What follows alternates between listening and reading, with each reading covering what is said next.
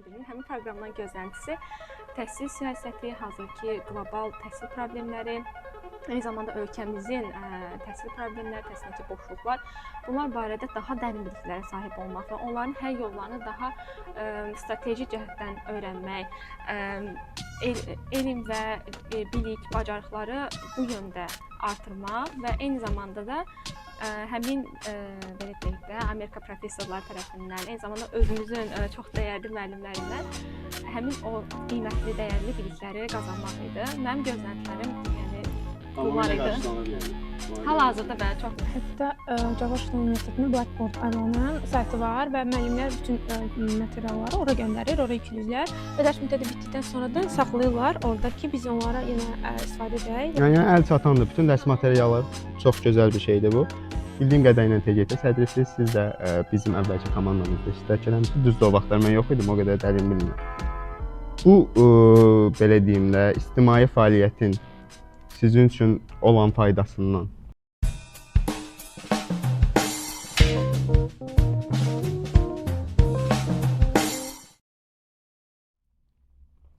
Podkastın ilk buraxılışına xoş gəlmisiniz. Necəsiz? Ümidvaram ki, yaxşısınız. Bugünkü qonaqlarımız Azərbaycan Dövlət Pedaqoji Universiteti və George Washington Universitetinin ikili diplom proqramında təhsil alan magistrantlarımızdır. Xanımlar, xoş gəlmisiniz. Xoş gördük. Necəsiz? Çox sağ olun. Özünüz təqdim edirsiniz. Buyur. Mən Elmira Babayeva, magistr təhsili alıram. Azərbaycan Dövlət Pedaqoji Universitetində və George Washington Universitetinin ikili diplom proqramında gedirmək. Mən Bənövşə Dursunəliyeva, hal-hazırda Azərbaycan Dövlət Pedaqoji Universiteti və George Washington Universiteti arasında həyata keçirilən iki diplom proqramının tələbəsiyəm. Bu podkastın ilk buraxılışına məni və Elmiranı dəvət etdiyiniz üçün çox təşəkkür edirik. Siz çox sağ olun. Ümid edirik ki, bu podkast tələbələrə maksimum şəkildə faydalı olacaqdır və ümid edirəm ki, həqiqətən də onlar üçün maraqlı olan mövzulardan öz üzərimizə düşən qədər bəhs edə biləcəyik. Minnətdaram, çox sağ olun. Mən də ümidvaram ki, podkast maraqlı keçəcək və sizlə olduğumuz bu müddətdə tələbələrimiz üçün xeyirli bir kontent çıxardacaq.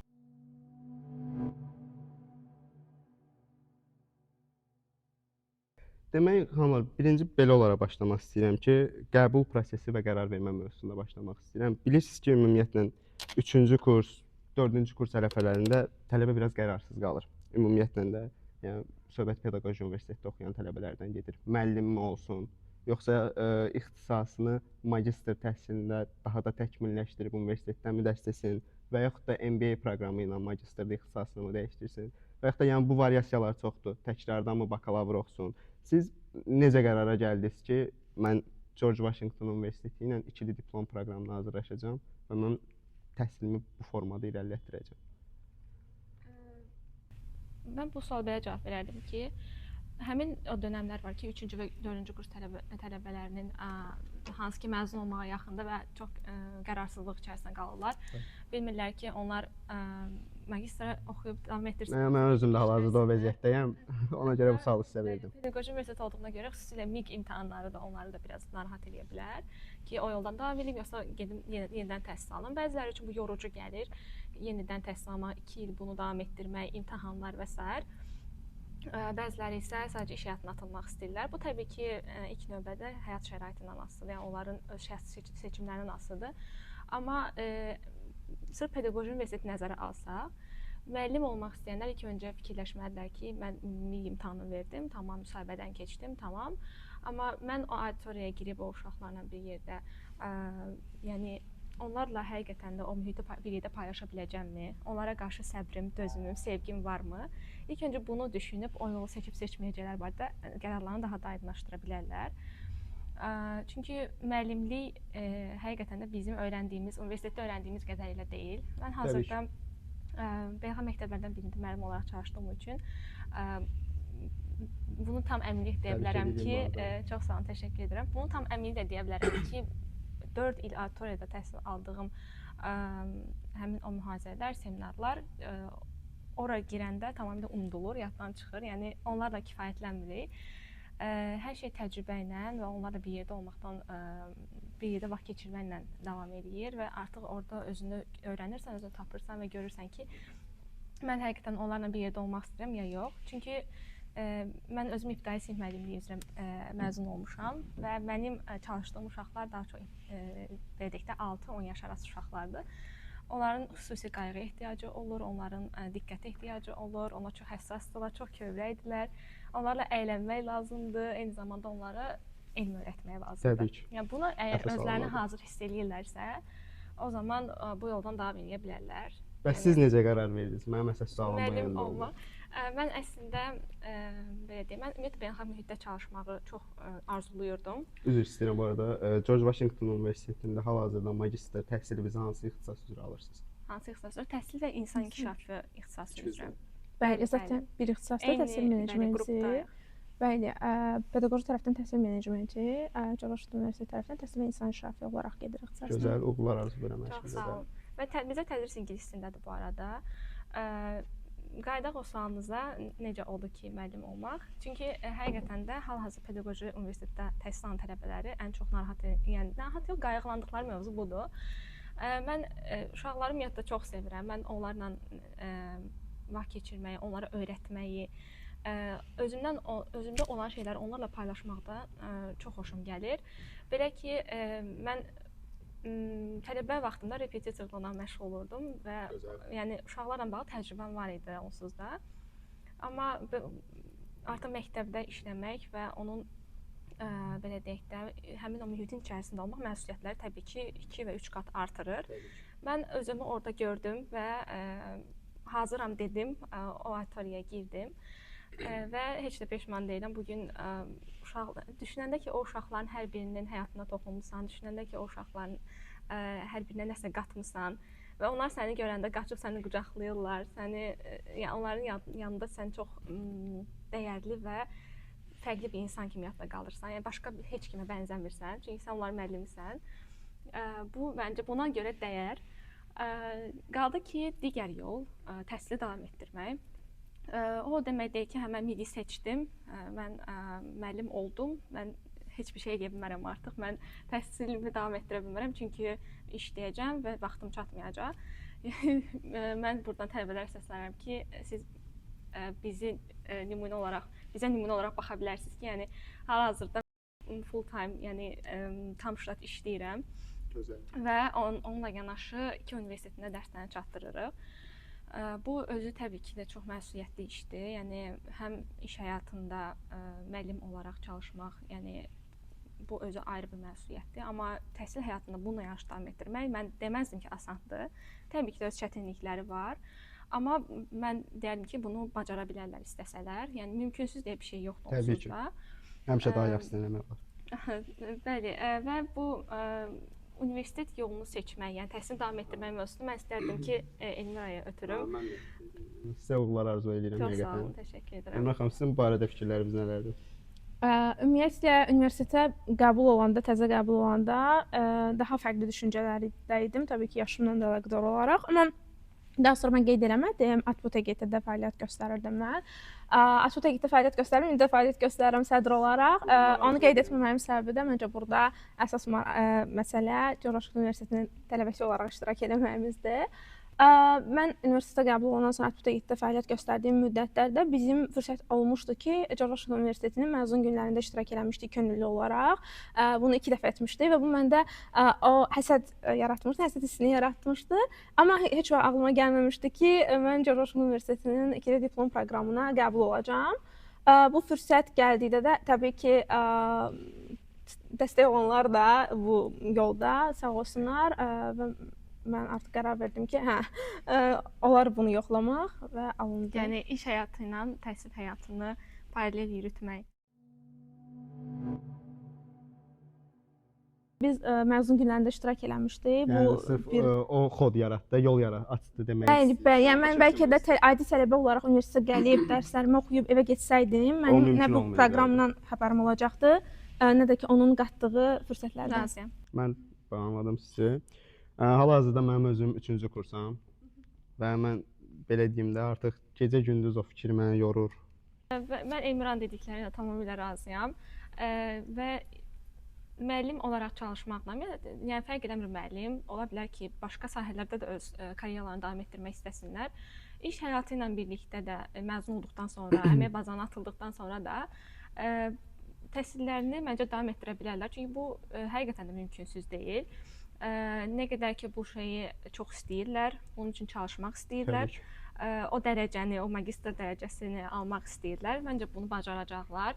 Mən çox tərəddüddəydim və bilirəm ki, Elmira da eyni şəkildə mənimlə elə idi. Çünki biz bir-birimizlə daimi xəbərləşirdik bu barədə ki, yəni biz qrup yoldaşı da olmuşuq eyni zamanda Elmira ilə.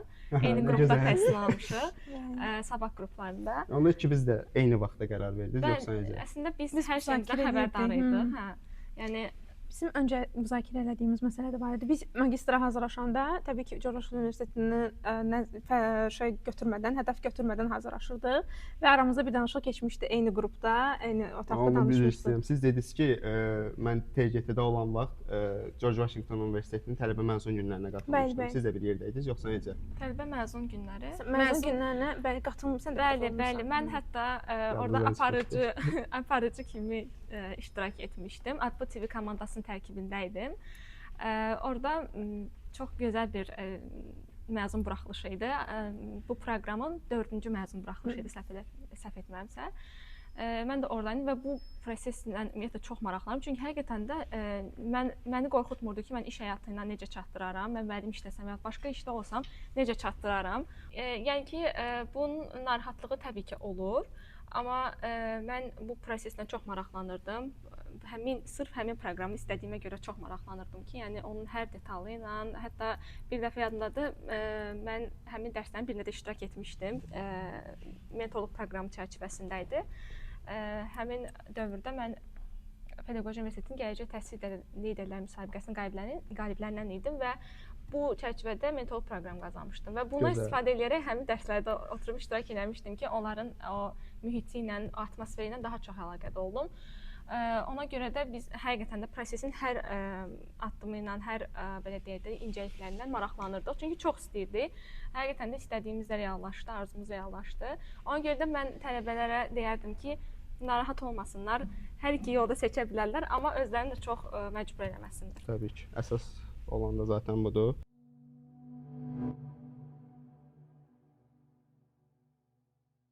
Bu proqrama ümumiyyətlə hazırlaşan vaxt insanın bir gözləntiləri olurdu. Ümumiyyətlə bu proqramı qoyaq qırağa. Hər hansısa bir nəyəsə hazırlaşanda ondan bir gözləntiləri olur. Bu yaxşı da ola bilər, pis də ola bilər.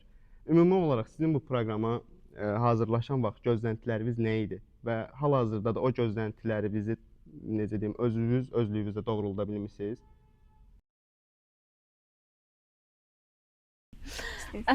Deməli, ümumiyyətlə proqrama artıq sənədləri verəndən sonra əsas həyəcanlı yer başlayır hər müddətdə. O gözləmə prosesləri olduğu kimi, hər şeydə olduğu kimi və cavabların gəlmə olsun, cavablar nə vaxt gələcək. Yəni o prosesin zaten hazırlaşandakı çətinliyi ayrıca olsun. Bir də gözləmə, nəticələrin elan olunmasındakı gözləmələr. Yəni məncə universitetdə olan hər kəs də bilir ki, biz nə qədər həyəcanlıydıq və hər çıxan cavab bizdə sual yaradırdı ki, görəsən biz də qəbul olmuşuqmu, müsahibə mərhələsinə çağırılacağıqmı və s. O proseslərdən sonra isə yəni təbii ki, proqramın özündən də gözləntilər var idi. Çünki universitetdə ən demək olar ki, respublikada prestijli proqramlardan biridir. Bu da özündə bizdə gözləntiləri böyütmüşdü və indi də təhsil aldıqda görürük ki, gözlədiyimizə dəyər, o prosesə dəyər proqram imiş. Mən Elmiraya bu barədə qatılıram və əlavə olaraq deyim ki, biz proqram rəhbərinə maraqlandıqda o bizə demişdi ki, bu proqramda siz bacarıqlar qazanacaqsınız. Yəni bacarıqlar əsaslı burada öyrənmədir. Və mənim gözləntilərim daha çox proqramın belə deyək də modeli məni çox maraqlandırırdı, çox xoşuma gəlmişdi. Çünki dediyim kimi mən onların dərslərində iştirak etmişdim və həmin məzunlarla da əlaqədə olurdum deyə onlardan çox maraqlanırdım. Adi belə deyək də əvvəlki biz bakalavriat təcrübəmizdən çıxış edirəm ki, daha fərqli gəldi mənə. Onların imtahan prosesi olsun, onların qiymətləndirmə prosesləri olsun, ümumiyyətlə dərslərin keçirilmə tərzi, model əsasında keçirilməsi və s. Yəni bunlar mənə çox maraq gəlmişdi. Mən fərqliliyi ümumiyyətlə sevən insanam və o fərqlilik məni həqiqətən özünə cəlb etmişdi. Gözləntilərimdən biri bu idi ki, yəni daha fərqli bir strukturda bir proqram olacaqdı. ondan əlavə təbii ki də, yəni təhsil menecmentliyi üzrə təhsil alan birinin həmin proqramdan təhsil almaq istəyən birinin həmin proqramdan gözləntisi təhsil siyasəti, hazırki qlobal təhsil problemləri, eyni zamanda ölkəmizin təhsil problemləri, təhsildəki boşluqlar, bunlar barədə daha dərin biliklərə sahib olmaq və onların həll yollarını daha strateji cəhətdən öyrənmək, elm və bilik, bacarıqları bu yöndə artırmaq və eyni zamanda da həmin belə deyək də, Amerika professorları tərəfindən, eyni zamanda özümüzün çox dəyərli müəllimlərindən həmin o qiymətli, dəyərli bilikləri qazanmaq idi. Mənim gözləntilərim, yəni Tamamilə qarşılanır, yəni. Hal-hazırda bəli, çox qarşılanır və bunun fərqini hal-hazırda çox hiss edirik. Çox gözəl. Ümidvaram ki, bu sona qədər belə davam edəcək. Çox sağ olun. Bənövşə qatılar bu fikrimə. Biz bakalavr dövründə sabah qruplarında təhsil olduğumuz üçün daha dərslər interaktiv təşkil olunurdu. Ona görə bizim üçün bu proqramın olmağı lap gözəl oldu ki, biz interaktiv rejimi, interaktiv proqramı görmüş gənclərik və magistrda da bunu davam elətdirmək, bunu daha yaxşısını görmək bizim üçün çox yaxşı bir şeydir. Çox gözəl. Belə bir sual ünvanlayım sizə. Demək, hardan hara gətirəcəm, onu bir dənə diqqət edin. Mən özüm türk dili və ədəbiyyat müəllimliyində oxuyuram, amma hal-hazırda tədris aldığım dil Azərbaycan dilindədir. Fəqət buna baxmayaraq 70% fənlərimin əksəriyyəti türk dilində mənə tədris olunub. Və mən hər hansısa bir problem yaşayan ərəfədə artıq o dildə özümü ifadə edə bilməyəndə hər hansısa bir problemimi Azərbaycan dilində səsləyə deyə bilirəm, yəni. Sizin müəllimləriniz mən bildiyim qədərlə əksəriyyəti Amerikadan gəlib, yoxsa hamısı? Bəziləri Amerikadan, bəziləri George Washington tərəfindən olanlar əsasən Amerikadan. Yəni öz ana dilləri ingiliscədir. Yəni hər hansısa bir problem yaşayanda bu insanlarla kommunikasiya qurmaqda bu sizə problem yaradır. Çünki yəni bu insanlar ana dilimizi bilmir, Azərbaycan dili bilmir. Nə kimi belə bir çətinlik yaşamısınız ümumiyyətlə? Məncə yox. Hətta Amerikanların danışdığı ingilis dili bizə daha səlis gəlir. Daha səlis özlərini ifadə edirlər. Biz də özümüzü ifadə edəndə çox gözəl bizi başa düşürlər, anlayışla qarşılayırlar və nəzərə alırlar ki, biz Azərbaycanlıyıq və ana dilimiz Azərbaycan dilidir. Ona görə onlar hər dərs müddətində çox astaca danışırlar. Heç vaxt sürətlə danışmırlar, özlərini asta ifadə edirlər və hər hansısa bir problem yaşanar deyə 2-3 dəfə təkrar edirlər. Biz də eyni şəkildə həm qrup yoldaşlarımızdan dəstək alırıq əgər çətinliyimiz olduğu müddətdə özümüzü çalışdığımız qədər ifadə edirik. Onlar da çox gözəl başa düşürlər. Hələ. Sizin demək istədiyiniz bir şey yoxdur özdə? Mən qatılıram. Zaten onlar hər danışdıqdan sonra aydındırmı? Əgər aydın deyilsə bir daha təkrar edeyim, daha yavaş səsləndirim. Bu tipli, yəni aramızda kommunikasiya olur. O barədə problem yaşamırıq. Dəstək materialların ümumi olaraq əlçatanlığı bəs qane eləyirmisiniz ümumiyyətlə?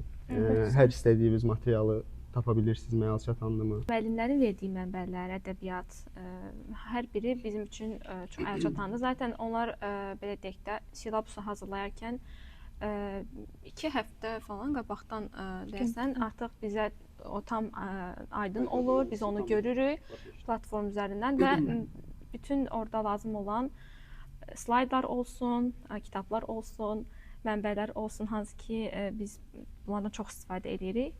Bəli, bunlar əlçatandır. Hətta George Washington Universitetinin Blackboard adlanan saytı var və müəllimlər bütün materialları ora göndərir, ora yükləyirlər və dərs müddəti bitdikdən sonra da saxlayırlar orada ki, biz onlara yenə istifadə edək. Yəni əlçatandır, bütün dərs materialları. Çox gözəl bir şeydir bu. Siz ümumiyyətlə bayaqlar bunu qeyd elədiniz, amma istəyirəm bunu bir daha təkrarlayım. Siz ümumiyyətlə universitetin ictimai fəaliyyətində əziyyəti, yəni iştirak edən gənclərsiniz. Bayaqları Elmira xanım özü deyir ki, bayaq Elmira xanım dedi ki, hal-hazırda TGT sədridir, səhv etmirəmsə, rəhbər də ola bilər, indi başlayıb bilməm, sədr olaraq davam edib. Bildiyim qədərlə TGT sədrisiniz, siz də bizim əvvəlki komandamızda iştirak eləmişsiniz. Düzdür, o vaxtlar mən yox idim, o qədər dərin bilmirəm. Bu, belə deyim də, ictimai fəaliyyətin sizin üçün olan faydasından danışarsınız, belə deyim. Mən universitetə qəbul olduğum müddətdən bəri tələbə gənclər təşkilatında fəaliyyət göstərmişəm. Qəbul olduğunuz ildən bəri? Bəli, 2021-ci ildən sentyabr ayından elə fəaliyyət göstərmişəm və 2022-ci ildən artıq mən sədr müavini olaraq, yəni o vaxt mətbuat katibi olaraq fəaliyyət göstərirdim. Bu müddətlərdə Tələbə Gənclər Təşkilatı təbii ki, mənim həyatımda çox rol oldu. Daha çox insanlar tanıdım, daha çox tələbələr tanıdım və bəlkə də mənim bilmədiyimi öyrəndim ya da öz bildiyimi məndən daha balaca kurslara, daha digərlərinə öyrətdim. Bu da təbii ki, özündə çox gözəl bir şeydir. Kiminsə həyatına toxunmaq və yaxud da həyatına toxunan insanların olmağı. Hal-hazırda George Washington Universitetində təhsil alıramsa, bunun mən bir rolunu da Tələbə Gənclər Təşkilatında görürəm. Bayaqlar o barədə demişdiniz. Təbii ki, bu bir tələbə üçün bəlkə də çox mənasız gələ bilər ki, onun necə əlaqə ola bilər, amma yox, mən əgər ki, adi tələbə olsaydım, yəni heç bir təşkilatda ictimai fəaliyyəti olmayan bir tələbə olsaydım, mənim nə proqram haqqında ətraflı məlumatım olacaqdı, nə də faydasını görə biləcəkdim. Təbii ki, öz çətinlikləri var. Yəqin ki, tələbələr özləri də çətinlikləri görürlər, dərs prosesləri onlara ağır gələ bilər və ictimai fəaliyyətlə dərsləri paraleldə tutmağı düşünürlər ki, mümkünsüzdür. Amma elə deyil. Əmin olun ki, əziz gənclər, siz əgər ki, Tələbə Gənclər Təşkilatında və ümumiyyətlə digər təşkilatlarda da iştirak etdiyiniz müddətdə daha çox şeylər əldə edəcəksiniz və sizin magistr təhsilinizdə, magistrdan sonra bəlkə doktorantura təhsilinizdə çox faydası olacaq və insan özünüzü ifadə etmək, bugün burada əyləşmişəmsə, özümü çox aydın şəkildə ifadə edə bilirəmsə, bunu ictimai fəaliyyətə borcluyuq təbii ki. Adətən tələbələr birinci kursda gələndə daha belə universitetdən biraz deyək də məlumatsız olurlar da, yəni belə desək. Qəribə gəlir, qorxurlar özlərini ifadə etməkdən. Çünki mən özümdən bilirəm, mən birinci kursdan gələndə müəllimlərdən həqiqətən biraz çəkinirdim, özümü tam ifadə edə bilmirdim. Bu məncə tələbələrin əksəriyyətində var. Birinci kursda daha çox belə o mövzuya həssas olurlar. Mən deyərdim ki, elə birinci kursdan başlayaraq onlar hansısa ictimai fəaliyyətdə iştirak etməlidirlər. Çünki mən elə Atbu TV komandasına qoşulmazdan əvvəl Sabah Gönüllülər Təşkilatında da olmuşdum. Sabah qruplarını təhsil aldığıma görə. Orada müəyyən könüllü təşkilatlarına iştirak etmişdim və digər təşkilatlarda da iştirak etdiyim olmuşdu. Amma Atbu TV komandasında olarkən bu həqiqətən də bunun mənə təsirini həqiqətən də gördüm. Çünki özümü tam olaraq ifadə etmək, böyük auditoriya qarşısına çıxış etmək, hansı ki, məsələn, rektordan müsahibə almaq, hansısa professorlardan müsahibə almaq. Yəni bunların düzdür, hər birini həyəcanlı yaşamışam və hər biri yadımda çox xoş xatirə kimi qalıb. Amma hər biri çox kömək oldu mənə. Belə deyim də, ünsiyyət, hətta ictimai ünsiyyət. Yəni ünsiyyət qurmaqda bu sizə kömək eləyib kimi demək istəyirsiniz, yoxsa? Yəni ictimaiyyət qarşısına çıxış etmək, onların qarşısında özünü ifadə etmək və onların özünü itirməmək, həyəcanlanmamaq, daha belə özgüvənli olmaq. Bunların hər birinə təbii ki də kömək oldu. Sizdən bunu öyrənmək istəyirəm ki, qəbul olduğunuz an necə bir hiss yaşadınız? Mən qəbul olduğum xəbərini metroda almışdım. Yadımdadır ki, iş yeri üçün sənədlərimi toplamalıydım və müəyyən sənədlər var ki, onları toplayıb qayıtmalıydım evə və bu zaman metroda xəbərini aldım və metroda mən həqiqətən çox kövrəldim.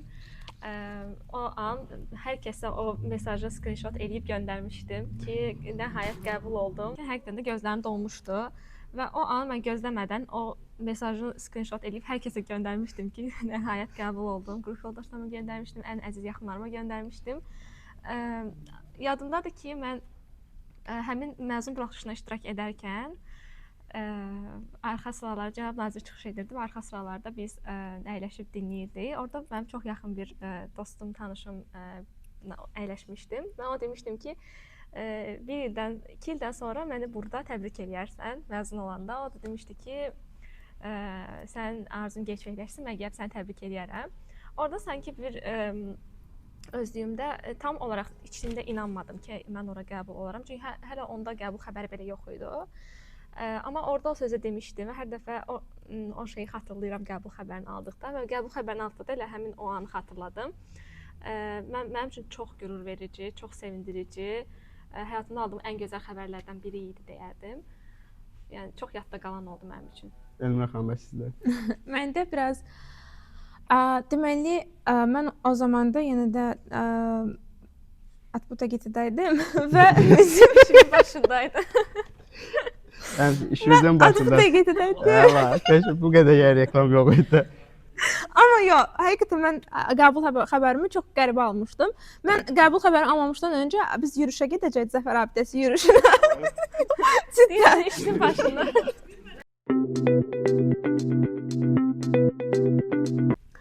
Mən qəbul xəbərimi alanda universitetdə idim. Bizdə öncəliklə qrupa əlavə edirdilər qəbul alanları və qrupa əlavə olunanı görmüşdüm. Digərləri qrupa əlavə olunur. Mən əlavə olunmamışam. Bu məndə çox belə kövrəlmişdim açığı ki, olmayacam qəbul və Bənövşəyə də yazmışdım həmin müddətdə. Həmin ərəfədə Bənövşəni qrupa əlavə eləmişdilər yoxsa? Bənövşəni qrupa əlavə eləmişdilər məncə. Mən qalmışdım və mən gəlib tədbirə gedəcəydim. Tədbirə gəlməmişdən öncə Turan müəllimə demişdim ki, mən qəbul olmamışam deyib çıxmışdım və çox pis olmuşdum. Çox kövrək halda getmişdim tədbirə. Yolda, tədbirdən qaydanda yolda öyrəndim ki, mən də qəbul olmuşam. O an çox sevinmişdim və kövrəldiyimi... Məktubu görüb, məktubu yoxsa qrupa əlavə olundu? Qrupa əlavə olunduğunu yəqin sizin nömrəniz yaddan çıxıb, belə bir şey olur. Abi, ya da ki, çox məşhur. Belə bir sual ünvanlamaq istəyirdim sizə. Adi magistr proqramı ilə bu proqramı necə fərqləndirmək olar? Sizin üçün bunun fərqləri nələrdir? Adi magistr proqramında təbii ki, üstünlüklər çoxdur. Bizim magistr proqramının daha belə deyək də, onun üstün cəhətləri ondan ibarətdir ki, burada yenə dediyim kimi bacarıq əsaslı öyrənmədir. Çünki biz, yəni, bilmirəm, indi hal-hazırda vəziyyət tam olaraq necədir. Mən bir neçə dərslərdə iştirak eləmişdim. Amma çıxıb lövhənin qarşısına əzbər nəyisə danışmaq, slayd prezentasiya hazırlayıb ona təqdim eləmək, yəni hər seminarda belə deyək. Ümumiyyətlə, bizdə seminar, mühazirə kimi bir Sistem yoxdur, başa düşdüm mən sizə. Bizdə hər dərs araşdırma əsasında, belə deyək. Faktlara əsaslıdır da, yəni. Eynən, hər dərs araşdırmalarla, faktlara əsaslanaraq. Və bu sistemi öyrəşməsi üçün çətin olmadı ümumiyyətlə? Xeyr, əslində çox maraqlı oldu. Çünki biz araşdırma kimi bir şeyin içinə daxil olduq və nə qədər maraqlı olduğunu, nə qədər araşdırdıqca öyrənirsən, yeni şeylər tapırsan, başqa insanların məqalələrini oxuyursan və s. Bunlar belə deyək də, hər dərs olduqca insan öyrəşir. Çünki hər adi dərsimiz bizim elə keçir. Araşdırmaqla, əgər əlavən varsa. Əslində qatılıram. Yəni bizim bir həftə oturduğumuz müddətdə biz bakalavrda ID qrupla gəlməmişik, sabahla gəlmişdi. Mən qeyd elədim bax. Biz daha çox interaktiv dərsləri görmüşük. Ona görə ID qruplarda, ID magistr proqramında oxumaq bizim üçün daha çətin olardı. Nəinki belə, başa düşdüm mən. Tam olaraq anladım. Və ondan əlavə, məsələn, biz bəzi təhsil menecmentində oxuyan tələbələr daha çox belə data əsaslı qərar vermə və s. kimi, düzdür, adi magistraturada bunlar keçirilir. Amma bizim proqramda bunlar daha bacarıq əsaslı oldu. Biz hər dərs demək olar ki, öz bacarıqlarımızı yoxluyurduq, sınırdıq və yeni şeylər öyrənirdik. Ondan sonra məsələn biz simulyasiyada həyata keçiririk. Məsələn, tutaq ki, təhsildə hüquq fənnindən məsələn deyirəm. Orada biz həmin o səhnəni canlandırırdıq, simulyasiya həyata keçirirdik. Məsələn, tələbələrə nümunə olaraq demək istəyirəm ki, keyfiyyətin təminatı komissiyası. Məsələn, biz onu real şəkildə canlandırırdıq. Yəni həqiqətən çox ciddi hazırlaşırdıq. Yəni mən belə deyim də, adi magistrda məsələ öyrənib danışmaqdırsa, sizin hal-hazırda təhsil aldığınız sistemdə daha çox araşdırmaq, araşdırdıqlarınızı tətbiq eləmək və bunları reallaşdırmaq üzrə. Başa düşdüm, anladım. Araşdırıb tətbiq edirdik və həmin o rollar paylandırdı. Biz artıq oradan real həmin komissiyanın iştirakçısı kimi çıxış edirdik. Bu özü inanılmaz həyəcan verirdi bizə. Çünki o çox fərqli bir hiss idi. Düşünəndə ki, həmin komissiyada biz həmin adamları ta ki görmüşdük. Bu arada bizim dərslərimiz həmin səfərlərlə də təşkil olunurdu. Məsələn, biz Təhsilə Keyfiyyət Təminatı Agentliyinə səfər etmişdik. Daha sonra Pedaqoji Kollecdə səfər etmişdik. Bu sayədə biz həqiqətən də oradakı rolları çox adi şəkildə görə bilirdik ki, kimin rolu nədən ibarətdir və çox ciddi idi həqiqətən hər biri. Biz onları canlandırarkən də artıq orada gördüyümüz ağlımıza gəlirdi ki, hə, belə bir rollar var idi. Yəni, ümumiyyətlə, təhsil sisteminin tam içində olduğumuzu həqiqətən hiss edirik. Çox gözəl bir şeydir. Eynən. Bir digər üstünlüklərdən biri də bizim hər zaman qonaq spikerlərimizin olması idi. Demək olar ki, dərslərimizin çoxunda qonaq spikerlər olur. Onlar gəlirlər və həmin fənn üzrə, yəni bizim üçün həqiqətən maraqlı olan və bizim öyrənməli olduğumuz şeyləri bizə Təcrübələrini danışırlar, öz bölüşürlər. təcrübələrini bölüşürlər. Məsələn, mən xatırlayıram ki, biz təhsildə keyfiyyət fənnindən Keyfiyyət Təminatı Agentliyindən bir mütəxəssis bizə guest speaker olaraq gəlmişdi. Və o həqiqətən o qədər dəyərli təcrübələrini bölüşdü bizimlə, o qədər maraqlı bir çıxış etdi ki, yəni biz ona 2 ya 3 saat ancaq belə baxdıq, dinlədik. Çox maraqlı olur guest speakerlərlə gəlməyi və yəni fərqliliklərdən biri də budur. Bunu da vurğulamaq istəyərdim. Tələbələrimizə arzularınız, onlara nə demək istəyirsiniz ümumiyyətlə? Buradan bizi dinləyən tələbələrə ilk növbədə təhsil həyatlarında uğurlar arzu edirəm. Hansı kursda olmaqlarına fərqli olmayaraq, hansı yol seçəcəklərinə fərqli olmayaraq, hər zaman özlərinə inanmaqlarını və çox çalışmaqlarını onlara arzu edirəm. Özlərinə hər zaman həqiqətən inansınlar, bunu bacaracaqlarına inansınlar. Çünki bəzən biz o işin içərisinə girmədən nəyisə bacarmayacağımızı bilmirik. Amma bacarmağa inanmaq belə, Eynən. o məsələ buradadır. Bacarmağa inanmaq da əslində o işin içinə girməkdən başlayır, girməyə aparır və siz o işin içinə girirsiniz, başlayırsınız, orada artıq görürsünüz ki, hə mən bunu bacarıram ya yox. Yəni həqiqətən də həyat belədir ümumiyyətlə. Yəni sınamaq lazımdır.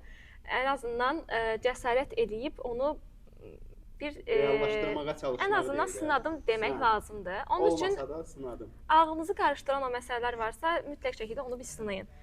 Bacarsanız nə xoş, bacarmasanız da o sizi mütləq nələrsə qarışdıracaq. Mən yadımdadır ki, mənim bakalavr illərimdə bir müəllimim belə bir məsləhət vermişdi. Xatırlayarsansa, demişdi ki, siz qabağınıza məqsədi qoyun. Yəni bu məqsəd ola bilər ki, xaricdə PhD etməkdir və yaxud da magistra qəbul olmaqdır və yaxud da hansısa işdə yüksəlməkdir. Yəni bu məqsədi böyük-kiçik fərq yoxdur. Çalışın ki, ən böyük məqsədi qarşınıza qoyun. O məqsədə gedən yolda qorxmayın. Siz əgər o məqsədə çatsanız, zaten çatıb arzunuzu reallaşdırmış olacaqsınız. Amma çatmasanız, o yol zaten düz getmir. Yəni o yol gah sağa gedir, gah sola gedir, gah enişi olur, gah yoxuşu olur. Yəni inanın mənə ki, o yolda siz yeni insanlara tanış olacaqsınız, yeni təcrübələr qazanacaqsınız. Məqsəd qabaqdadır zaten. Siz onu bilirsiniz ki, mən onu istəyirəm. Amma o məqsədə gedəndə həqiqətən də çox bəzən yollarınız şaşa bilər, bəzən vaz keçə bilərsiniz, bəzən deyə bilərsiniz ki, mən falan insanla tanış oldum, falan layihədə iştirak etdim və yaxud da falan müsabiqədə iştirak etdim. Mən daha çox orada özümü görürəm və həqiqətən də orada sizə uğurlar gəlməyə başlayır. Yəni o yola gedən yolda da nələrsə tapacaqsınız mütləq ki. Ona görə maksimum çalışın, rahat zonanızdan çıxın, özünüzə inanın və unutmayın ki, insanlar hər zaman sizin uğurlarınızın nəticələrini görəcək. Amma sizin o uğurlarınızın arxasında hansı əziyyətlərdən keçdiyinizi, hansı qərarsızlıqlar içərisində qaldığınızı, bəzən özünüzü günahlandırdığınızı, bəzən də həqiqətən özünüzü hansısa məqamda dəyərsiz və yaxud da daha az bilikli və bacarıqsız hesab edə bilərsiniz. Amma heç kimə qulaq asmayın, sadəcə özünüzü qulaq asın. Özünüzün nə istədiyindən əmin olun, o yolda da çalışın və onu əldə etmək üçün həqiqətən də çalışın, vuruşun, çox istəyin. Çox istəyin və ona gedin əldə eləyin. Elmira xanım, sizin fikirləriniz barədə tələbələrimizə nə demək istəyirsiniz? Mən də tələbələrə tövsiyə edirəm ki, yeniliklərdən qorxmayın, çəkinməyin, yeni insanlar tanıyın, yeni yerlər kəşf edin və hədəfinizi müəyyən edin əvvəlcədən və hədəfinizə doğru addımlayın, qorxmadan və bu yolda bəlkə də siz ayağınız büdrəyəcək, çətinliklərlə qarşılaşacaqsınız. Bu çətinliklərdə kiməsə müraciət etməkdən də çəkinməyin. Özünüz də əgər ki özünüz bu çətinlikləri aradan qaldıracaqsınızsa, pəs eləməyin. Əmin olun ki, hədəfinizə çatacaqsınız. Hər birinizə də uğurlar arzulayıram. Çox sağ olun. Mən də sizə ümumiyyətlə uğurlayıram akademik həyatınızda, gələcək həyatınızda. Çox sağ olun ki, qırmadınız, gəldiniz, vaxt ayırdınız. Siz də sağ olun əziz dostlar. Zamanınızı ayırıb bu podkastı dinlədiyiniz üçün çox sağ olun. Gələn podkastlarda görüşənədək.